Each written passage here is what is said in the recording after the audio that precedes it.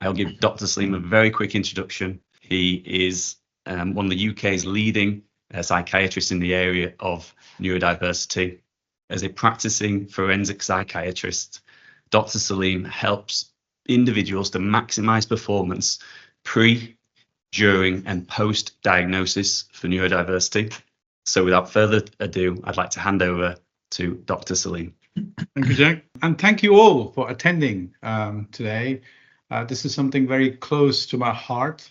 Although I'm a forensic psychiatrist, I do general psychiatry as well, and that's where my expertise in ADHD and other neurodiverse conditions comes from. I think it's important for you all to know a little bit about myself, my own journey, how I got into neurodiversity. I have children who are neurodiverse. I have treated hundreds of patients over the last 7 to 8 years in general psychiatry in my private practice, but before that, at least about 15 to 20 years in the NHS, I have treated people with neurodiverse conditions. Having family members has been extremely beneficial in more ways than one. To actually understand what they go through. I mean, although I'm a professional with my patients, it really brings it close to your heart when someone who is a family member has this condition, and to see firsthand their struggles, whether that's at school or with friends or with families, or the fact that they can be misunderstood, has given me special insights into how this condition can affect individuals. And I will try and share with you some of those experiences as we go along. I want to make this meaningful for you and not some sort of a boring lecture. So let's talk about neurodiversity. What is this condition or the term neurodiversity? Neurodiversity is a term that was coined in the 1990s by Judy Singer, an Australian sociologist, just to remove the stigma. Because I think as humans, we tend to give names and epithets and unhelpful sort of terminologies to conditions. It's not that autism or ADHD or other neurodiverse conditions did not exist before 1990s. They've always existed, but they were misunderstood. There were terms that were used which were quite unhelpful. So to coin this term and bring a number of conditions under the broad church of neurodiversity was very, very helpful indeed. And I think what we need to understand about neurodiverse people is that they are not abnormal. They're just like you and me, if there is such a thing as normal. And it is just that their brains are wired differently. The wiring is different from us, but that doesn't mean that they can't be successful, as we heard from our colleague who introduced this topic to start with. They go on to do great things and achieve great things. So we should not see anyone with neurodiversity as being any way different to us or in any way deficient to us. And there is no singular correct manner of thinking or learning. We're all different. My mother used to say, look at these 5 fingers, Saleem. They're all different. Each one of them is different.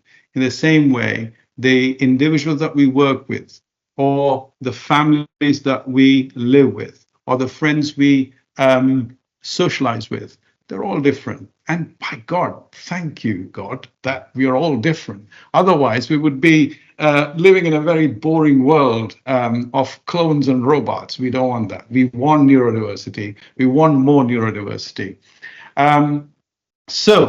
I've learned a lot from people who have these conditions, and they're fascinating people. Every patient I meet, I learn something new. There's never a day I meet a patient who I'm either assessing or diagnosing or treating that doesn't teach me something, because these are extremely gifted people. They might have difficulties, they might have challenges, but nevertheless, they're very gifted people. So how common is neurodiversity?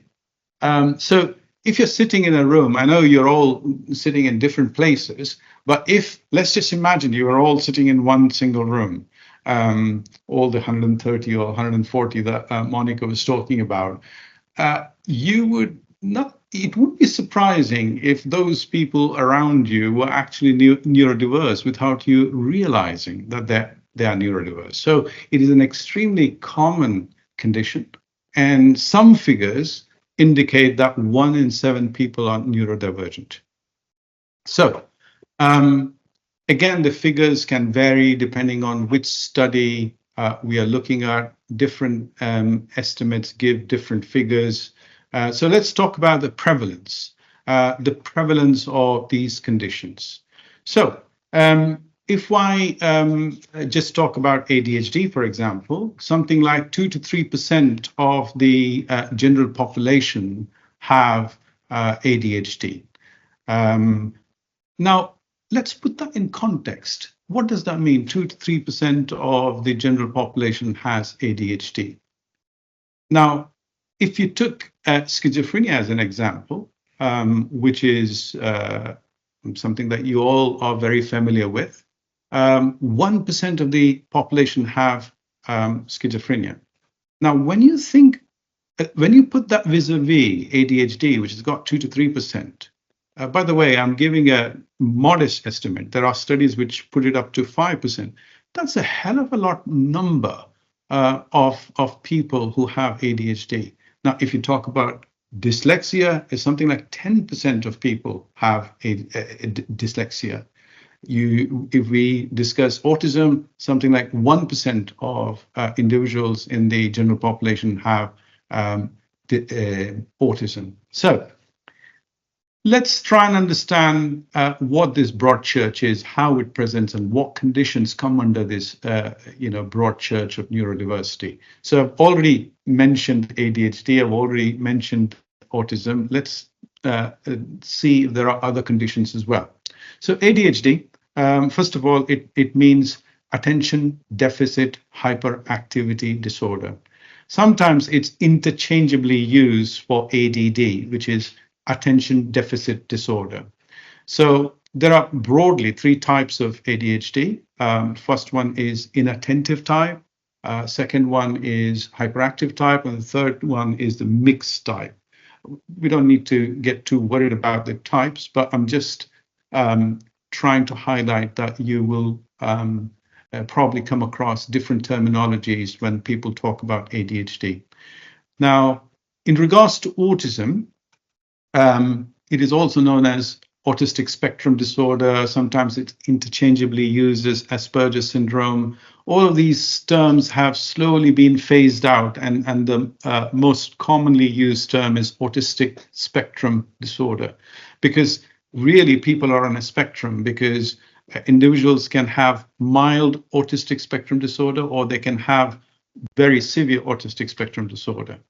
And under this church, as I was saying, there's also dyslexia, dyspraxia, dyscalculia.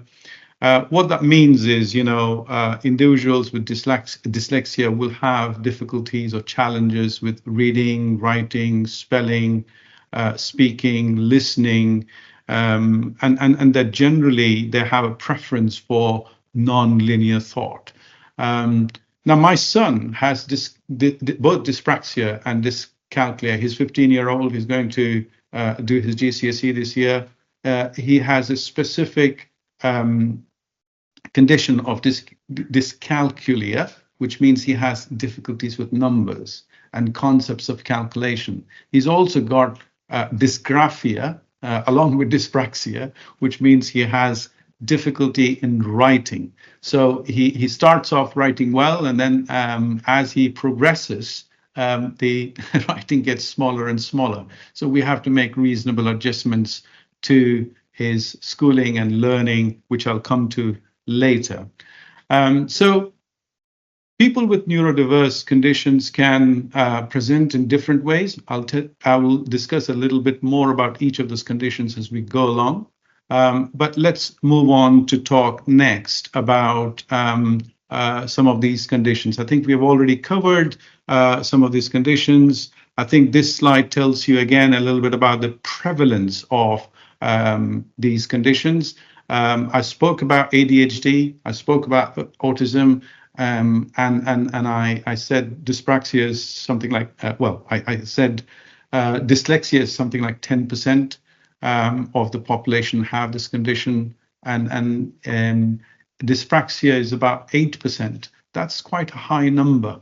And then you have Tourette's as well, which is less common, but it's nevertheless under the broad rubric of neurodiversity, where people can have tics and other conditions which come under what is known as Tourette's syndrome, and it can affect people, and it's not that uncommon, and it could be mild or moderate or severe. So moving on, the problem sometimes I see, and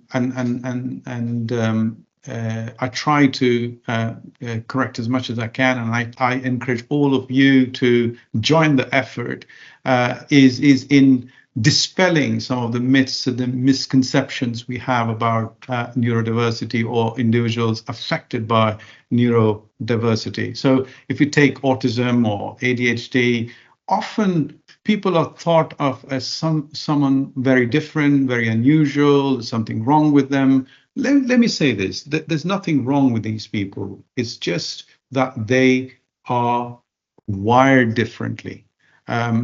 They're not making excuses. They're not poor in their behavior or performance, or they're not trying to be awkward. They're not trying to be poor students or employees or employers or colleagues. They just are different to us. And it is important that we recognize that we need to support them and help them so that they can be productive part of the society that we live in. If they get the right support, they can be very efficient, very productive, and be a positive force in the society that we live in. The other often heard sort of misconception about neurodiversity or people with neurodiverse conditions is that they have a mental illness. It is not a mental illness. As I said, it is how the person is wired. We should not confuse it with mental illness. And by the way, we should not stigmatize people with mental illness either. That's simply not acceptable in the day and age we live in. And the other myth is somehow people with these conditions can't be successful. That can't be further away from the truth. In my clinic, I practice in several clinics. In all these clinics, what I have seen is I have patients from porters to CEOs, from people who've just passed the GCSE or sometimes not even passed the GCSEs, right up to people who are, PhDs and postdoc fellows and so on and so forth. So they can be as successful as anyone else. Having a neurodiverse condition doesn't mean they can't be successful. So I'll probably give you a personal example. My son was 14 when he was diagnosed. Well, actually, he came up to me and said, Dad, I think I have ADHD. And it felt a bit strange because I'm a psychiatrist myself and I had missed all of this. And I got him independently assessed. To cut the long story short, he was diagnosed, he was started on treatment, and after a few months, it did not suit him. What happens? He becomes more and more disruptive in his school, and he gets expelled from a school that he had been to all his life 3 months before his GCSE exams. And we took him to another doctor who started on a different medication. By magic, that medication worked, and he now is in med school. Now, this is a story of a person who could have completely gone off the rails, but with the right support, he is doing well now. He's a fine young man. I'm proud of him. So this, I'm bringing this as an example just to show how, if these individuals are helped, if these individuals are supported, they can make a success of themselves, and really, they're very creative and wonderful people. And there may be a lot of people amongst your friends and family and colleagues who are actually neurodiverse. They need your help. They need your support, not judgment from us. They need what they rightfully deserve. And the other thing I've heard, and I frequently come across when I see patients, is they blame themselves. You know, I've had patients who come in their 20s and their 30s and the 40s, 50s, getting diagnosed as having ADHD, and they often blame themselves. Or if they are a parent, they'll blame themselves for not, diagnosing or getting help for their child. And I have to say, when I was confronted with the fact that my child has ADHD, I also blamed myself. Being a psychiatrist, I blamed myself to some extent. So that's something that we shouldn't do. And if there is a colleague or a employee that may have this condition, we should signpost them. Okay, so let's move on and see what is this condition, ADHD. I won't go into the details of all the symptoms, but primarily they can have a problem with procrastination and inattention. They can be impulsive, but I want to talk more about their strengths. What are their strengths? They're actually very self-aware people. They can be resilient because their internal world is quite difficult to manage, and they can be quite distressed. Underneath the veneer of normality, they actually suffer quite a lot. So in that sense, they're quite resilient. And one of the other things that I hear quite often is that although they can't focus or they can't concentrate in some situations, this same individual paradoxically can hyperfocus. And if there is something they're really interested in, they can hyperfocus and do that to high levels of performance and perfection.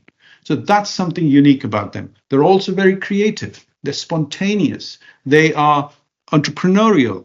They have good communication skills, and they come up with bright ideas. And they are emotionally intuitive, and they have high degrees of emotional intelligence. They're compassionate. They can be innovative.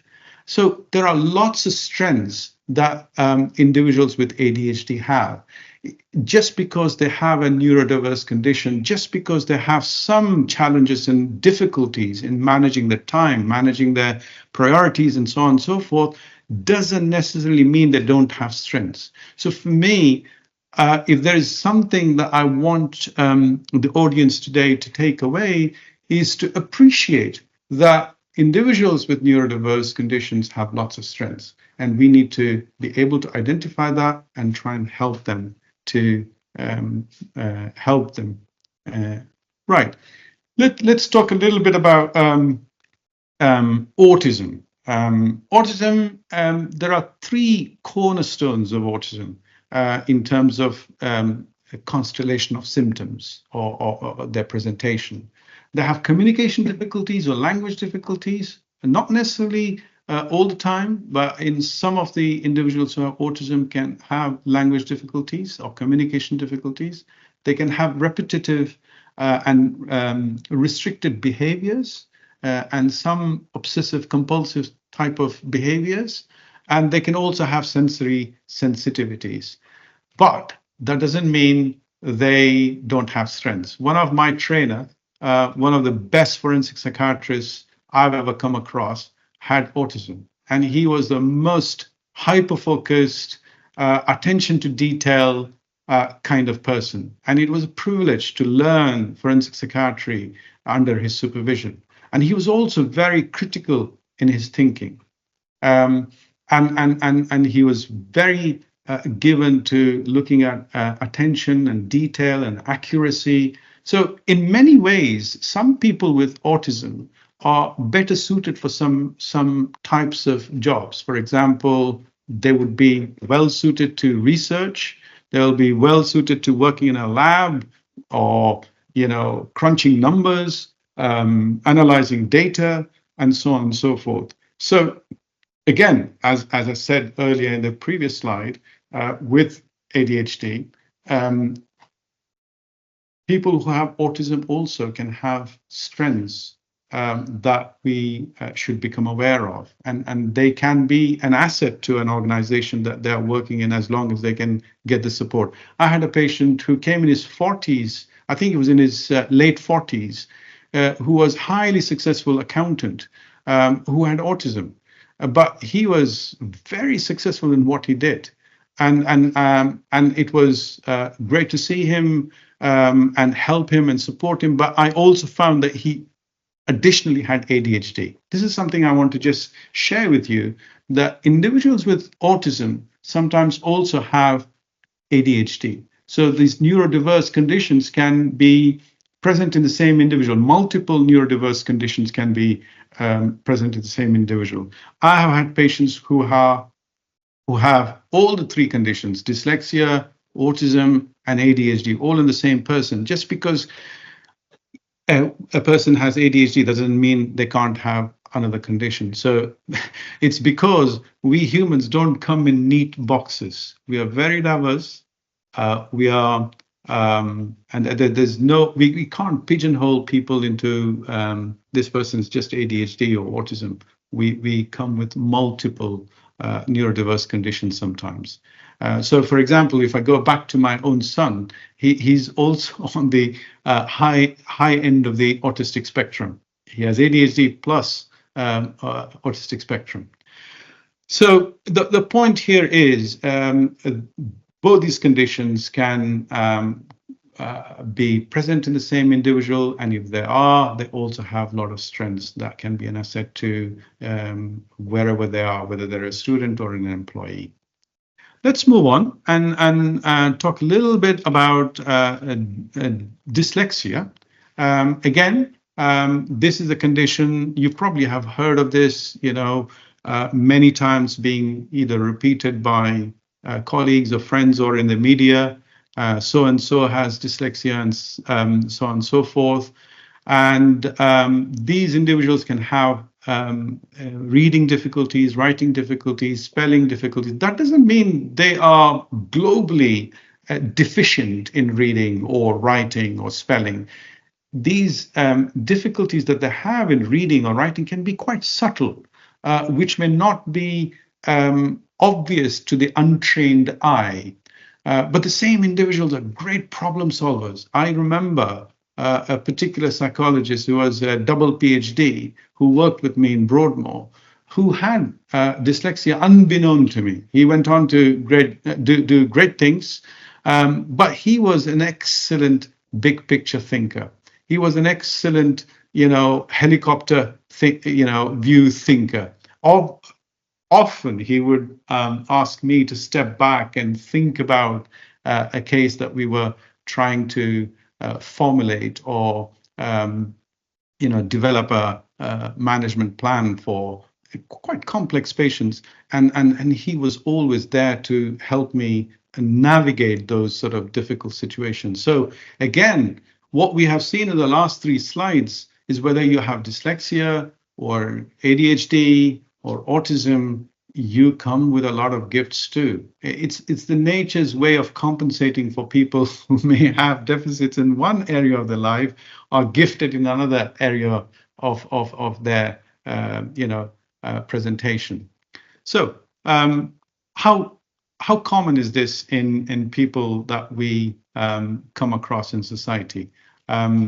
Are famous individuals affected by this? Of course they are. The first example that I have put in there is Albert Einstein. Obviously, there isn't a conclusive evidence that he had this condition, but I think retrospectively, people think that he probably had ADHD and autism. And Elon Musk, I think everybody knows about him, and he's on the autistic spectrum. My favorite show was Friends, and I didn't know Jennifer Aniston had dyslexia until I was educated recently by one of my colleagues, thanks to Davinia, who told me about her. And there is Greta Thunberg, and Richard Branson and many and Muhammad Ali. Who doesn't know Muhammad Ali? He had dyslexia, but what an orator he was. Despite his dyslexia, he was a great orator, and there was something infective about him. Everybody liked him. So I've put in a slide here about Greta Thunberg, and I think it's probably a good time to just take a moment and talk about how people with neurodiversity can be sometimes targeted. Yes, of course, we hear people saying it can be a superpower, ADHD or ASD can be a superpower because there are lots of gifts that come with it. But for the individual who's affected at school, particularly at school, they can be targeted, they can be stigmatized, they can be subjected to all kinds of discrimination. And that can be an experience that is a fight for them on a day-to-day basis. And that's something that we need to appreciate. And if we have a colleague at work who might have this condition, we need to be empathetic. We need to be intuitive enough to try and understand the condition and make allowances for them, make accommodations for them, and understand them in a way where we don't, or we are not inclined to just dismiss them as being awkward or rude. So it's really important to hold on to that. Right. So let's talk a little bit now about our Richard Branson, who's a great entrepreneur and businessman, and it helped him to understand his own condition, and he saw that as a gift. And I'm not surprised at all that he saw that as a gift. And I would encourage anyone to impart on their colleagues to look at the positive sides of their neurodiverse condition. Right. Perhaps now we should spend. I've talked quite a lot, and I just want to wrap this up by discussing about how you can help people with neurodiverse conditions in the workplace. What do you do if you see certain patterns? So you might see a colleague who knows he or she ought to do something. The task is right in front of them. They got to do it, but they're not doing it. Why? It's because people with ADHD have a problem with the start button.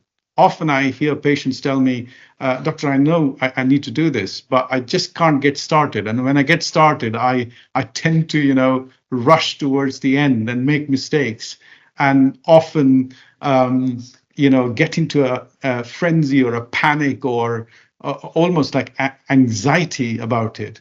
I've heard patients say, I've burned the midnight oil and just done the report or the assignment just before the night, or on the way to work, or on the way to school. So you might see your colleagues presenting with that sort of a presentation, or they could be lacking in concentration and focus. They might be present with you, but their mind is somewhere else. They're thinking about something else. They might forget things. They might find a difficulty in organizing themselves. One of the things I often hear people with ADHD talk about is switching from one task to another. So for example, if you have a colleague who's writing an email and you go to the colleague and say, hey, John, can you please help me with this? That person might not be able to switch from one task to another and might even become irritable. It's not because the person is just inherently irritable person. It's probably because he's finding it difficult to switch from one task to another, and that's being driven by the condition. And they may not be able to manage the time efficiently. They may not be able to do things in a way that is not impulsive. So other things that you can observe in people who have ADHD is they might be tapping all the time, using the phone and clicking it all the time, or fiddling something in their hand, or tapping the foot. These may be signs of ADHD. I'm not saying you can diagnose someone with the condition just because they are a bit restless, but it could be a part of a bigger picture. They can be impulsive. They can, interrupt conversations. So you might have a colleague who might just interject or interrupt or not wait for his or her turn. And these could be telltale signs of ADHD. Then moving on to autism, some people might be socially somewhat, unable to interact and communicate in a manner that you expect of them. They may not make eye contact, or they might be curt or terse, not because they're being awkward, but it's because of the way they are hardwired. It is very easy to misunderstand a colleague who may not necessarily have the same communication skills as you or the next person. So we need to kind of think whether this person could be neurodiverse and may need help and may need signposting. They may be, extremely sensitive to noise levels. They may be extremely sensitive to visual inputs or touch. They may not want to shake your hand. These sort of things could be driven by sensory difficulties they might have because they have autism or autistic spectrum. Or, for example, dyslexic people, they might be great workers, but they might be having difficulties crunching numbers. The arithmetic ability might be, not as good as you would expect, or there may be spelling mistakes in the way they write, or they communicate to you. If they're writing an email, you might think it's, this person is somewhat using, incorrect spellings, maybe not as proficient, but that may be because of dyslexia. So it's really important to understand our colleagues and give them the benefit of the doubt. So individuals with neurodiversity, again, I think we've covered a lot of the benefits of people with neurodiverse conditions. They can be great lateral thinkers. They can actually be strategic in the way they analyze data. Actually, it's quite good to put people with autism, for example, in quality assurance. And they can be great innovators and creative thinkers. I think it's also important to understand that it's our duty to recognize now that we need to support them, because the law of the land, which is Equality Act 2010, defines it as a disability. I'll come to that in the next slide. But in this slide, what we are talking about is, our duty to help them making reasonable adjustments, whether it is by the way of discussing the needs of the individual and helping them with headphones or headsets, or making workstations more flexible. We need to make reasonable adjustments because it is our duty to help them. Because the Equality Act is a piece of legislation in UK that compels educational institutions as well as employers to make reasonable adjustments. And where it is not possible to make reasonable adjustments, there has to be a meeting and a discussion and a written communication why some of those reasonable adjustments are not possible. So I recently had a patient who was having a complete meltdown. I had to write to the tutor in the university to give her more time and give extended deadlines. If I hadn't done that, she wouldn't have been able to, and she was a very bright student, and eventually she did really well because we made those reasonable adjustments for her. Well, the university did, because I wrote to them. So I think if you think someone at your workplace has this condition, speak to OccuHealth. And I have to say, most employers, especially in the last 5 to 10 years, have become more aware, and clearly Heidelberg materials seem to have taken this seriously, and that's why they have arranged for this seminar or webinar through Latus Health Group, which demonstrates to me that they are a listening organization. Speak to them, speak to Occi Health, and if necessary, get the support and get a clinical opinion.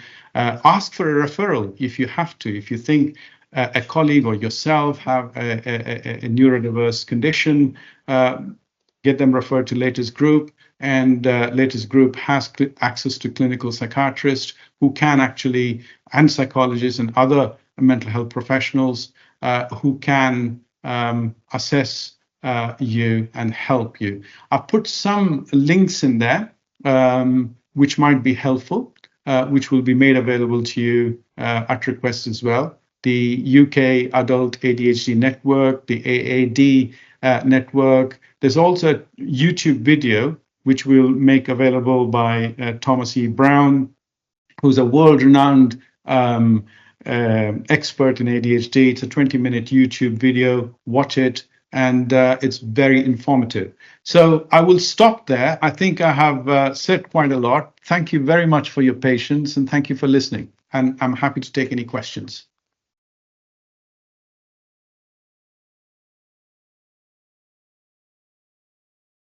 Thank you so much, Dr. Saleem. Well done. Thank you.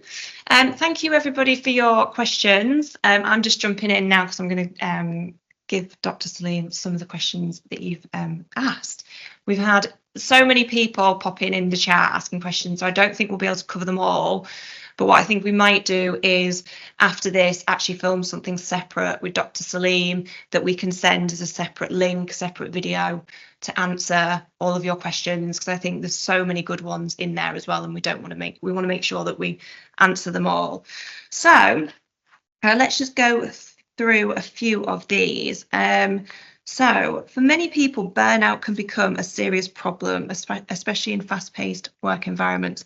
How can this be helped, and how can the workplace support this? I think it's important to recognize we live in a very complex world, and the pressures at work can be quite demanding, and we have to live a life as well. A lot of us come with families and other responsibilities, and burnout is a big problem. And that burnout could be due to a variety of reasons. It could be because the individual is having anxiety or depression or a neurodiverse condition. And it is always helpful to talk to someone and go and see your GP and talk about your difficulties. And if you have a compassionate sort of colleague, it's important to speak to a colleague as well, if you feel comfortable. And maybe your employer can refer you to Occi Health. Burnout is a big challenge for all of us, including myself. There are months where I'm highly functional, and there are months I'm not as highly functional as I usually am. That's because, unbeknown to me, I'm kind of burning out. So it's a very common thing. Don't blame yourself if you are feeling that you're burning out. Be compassionate with yourself. Don't be harsh with yourself. Talk to someone. Talk to your colleague or friend or employer, or go and see the GP. Yeah, especially in a workplace environment, you do have your HR manager, and they can refer you to us, Latus Group, who can obviously give you an assessment and give you all the support that you need. So if you are there in the workplace feeling like you are struggling, do speak to your HR manager as the, kind of first port of call, because they can give you all the support that you need. Okay, so another question. What do you suggest to people who grew up without being diagnosed and are now grown up and figuring out that they may have neurodiversity? Very good question. And I have to say, in the last 7 years that I've been doing private practice, I have diagnosed patients in their late teens right up until 60s. Okay, it's never too late to recognize your condition and have yourself assessed. I have patients who I have treated in the 60s. What I would say is, a lot of these patients have come back to me and said it's transformed their lives. Just to be aware that they have this condition, because until then they've been beating themselves or blaming themselves, and actually suffering and enduring the problems that arise out of their condition. So you don't have to suffer in silence. If you think you have this condition, doesn't matter how old you are, get yourself assessed, and there is help. And the good news is there are treatments for these conditions, particularly if you have ADHD. There are treatments for this condition. Something like 70 to 80% of patients do respond to medication in the case of ADHD. And if you have ASD, there are reasonable adjustments that can be made. There can be other resources that can be made available to you. Your employer can help you in trying to, have an individualized plan so that you are not put under duress or pressure. And yes, there is help, and please seek it. Don't stop yourself from seeking help just because it's not been diagnosed. It's very, very common. Even as a junior doctor, when I was training in Manchester, the awareness, this is about 20 years ago, the awareness of ADHD and ASD was not as much as it is today. And thankfully, in the last 5 to 10 years, the awareness of these neurodiverse conditions has exploded, and that's a good thing. It's not at all uncommon for people to have missed the diagnosis because there wasn't as much understanding, as much research, as much evidence base as there is today. So please get assessed. And that's a good point, actually, because we got a lot of people asking questions about different forms of neurodiversity as well. Obviously, we covered a few of those, but it really is a non-exhaustive list, isn't it? We got people asking in the questions about OCD, Asperger's, like the umbrella term is really, it covers a lot, doesn't it? It does. And a lot of these conditions, I mean, you mentioned about OCD, it's not that uncommon at all. Again, I keep going back to my family. I have family members who have OCD, and they are perfectly, highly functional people, but they have the condition. There is help, there is treatment, and in very severe cases, it can be quite debilitating. But if it's not very serious, there is excellent, help and treatment out there that is available. That's just one condition I'm talking about. There are many other conditions, and all of these things you should seek help for. Another question about ADHD. Does it get worse with stress? It can. If somebody has ADHD, they can find it particularly difficult in stressful circumstances, and their symptoms can exacerbate in situations where they find themselves experiencing stress. Yes. And a question from someone saying, if I think someone may have neurodiversity, but I'm not sure if they are aware, what is your advice around raising it? I think it's a sensitive discussion. If, for example, I have a colleague who I think might have ADHD, and I'm actually, speaking from my experience, I made the mistake of suggesting to someone that they might have ADHD, and it didn't go very well, didn't go down very well. So I think you just got to be sensitive and try and, maybe say, look, have you thought about this, and so on and so forth. So I have a lot of patients who come to me and say, oh, I didn't think that I had this condition until somebody pointed it out to me. It's only when this person pointed it out to me, I started to explore. And mind you, a lot of people are very well informed, and they're very capable of doing their own research. And there are actually helpful tools now. For example, there's a free screening tool that you can just go and fill and see whether you may have ADHD. Okay. It's not diagnostic. The screening tool is not diagnostic, but it kind of gives you a little bit of an indication. So going back to your question, it is a difficult thing if you have to suggest to someone, but maybe having a conversation, have you thought about this, and might just trigger them to go and do their own research. From a workplace point of view as well, it's always about providing compassion and being sympathetic and understanding towards the people and your peers that you work with as well. Absolutely. There was a good question that just popped up there for parents. Obviously, I know that we've got 260 people on the call right now, so a lot of you might be parents. From a parent perspective, if they feel like their child may be on the spectrum or have neurodiversity, what can they do? Again, go to the GP. First point of call, go to the GP. Get yourself referred to NHS, because this is freely available within the NHS.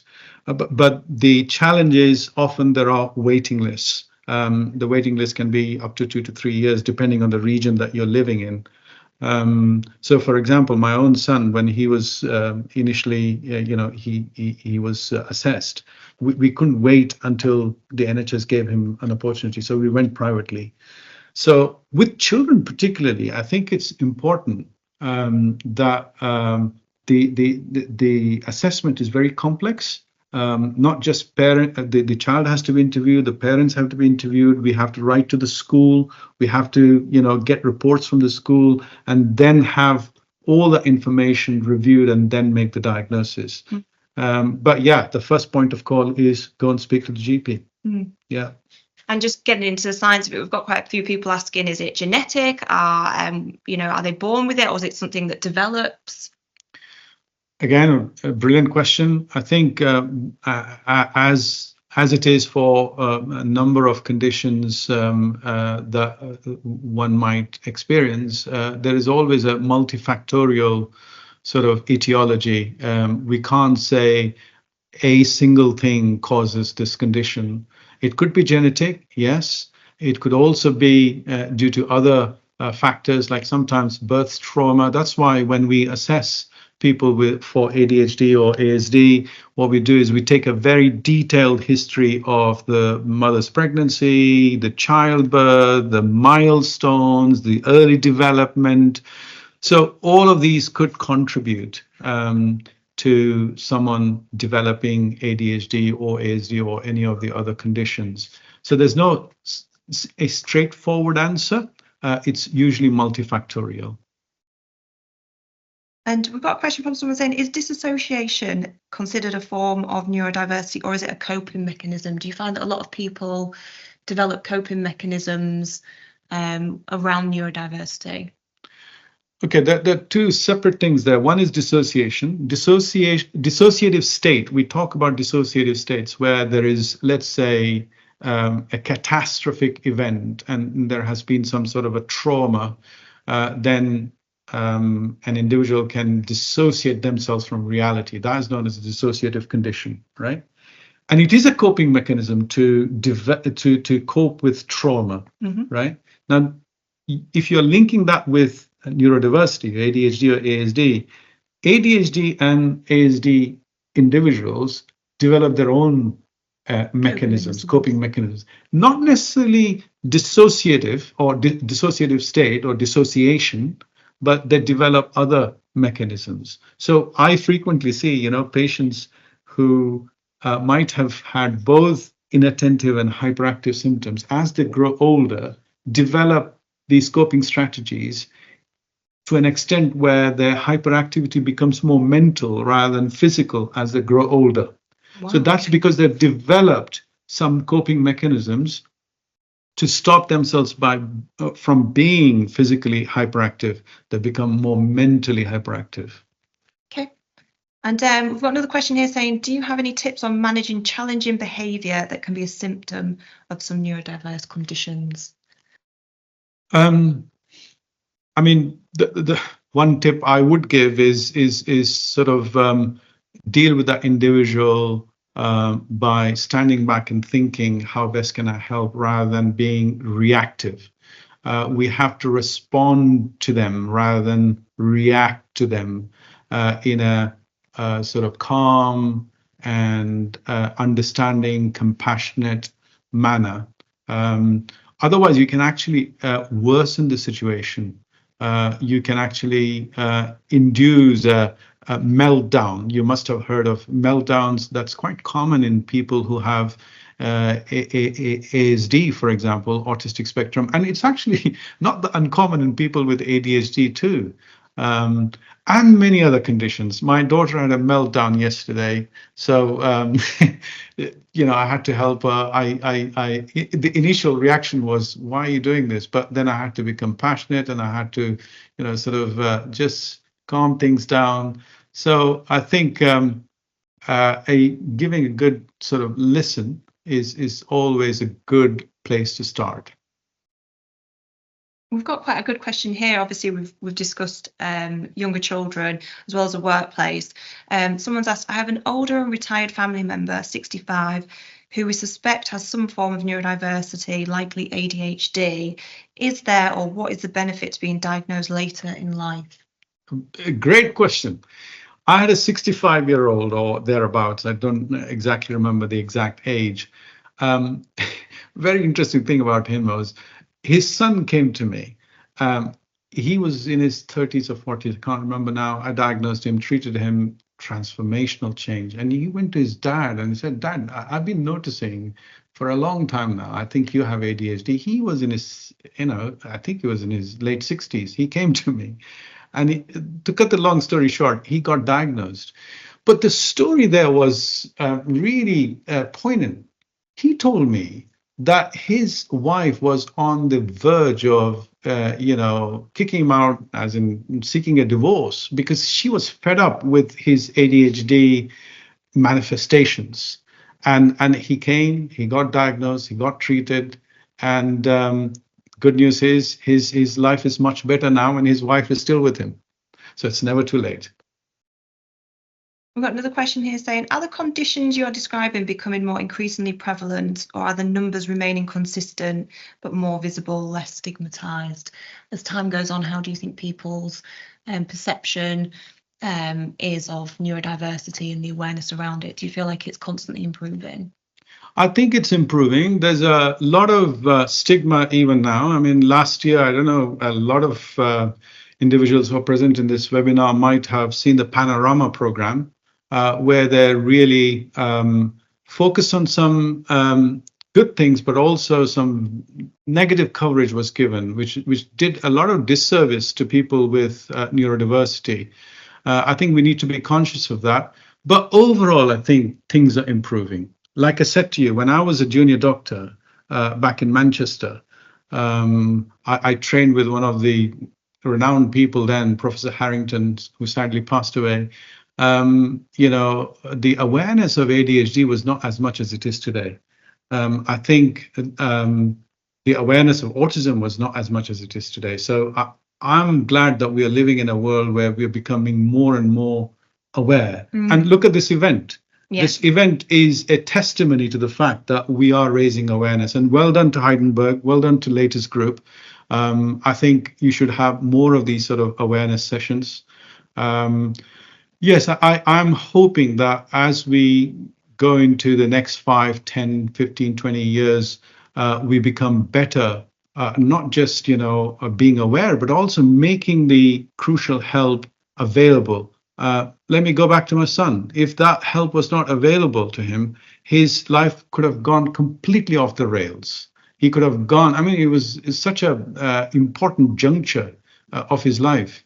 And I see so many people, because I'm a forensic psychiatrist, I also see things or lives going completely wrong. And when I analyze their histories, often it starts when they're young. If the opportunity was given to them, their life would have been different. So I think we want to live in a world where there is more understanding of neurodiversity, absolutely, more understanding of mental health, yeah, more understanding of stress and burnout and all of that in workplace, in personal life, and in friendship circles and in our network. Yeah. And people are saying as well, social media as well, that's a really good resource for people. It's, kind of opening it up and making it, kind of more inclusive, which is great. I think that's everything for now. We will film some more with Dr. Saleem after this and try and answer as many questions as we can. But thank you everyone for joining us. We've still got 232 on the call, which is amazing. Like, that turnout is great. Have you enjoyed it? I've greatly enjoyed talking to you guys. and I would love to do this again. And thank you very much for listening. I'm sorry if I have rushed and didn't pace it in a way that was conducive to listening carefully. Thank you very much again.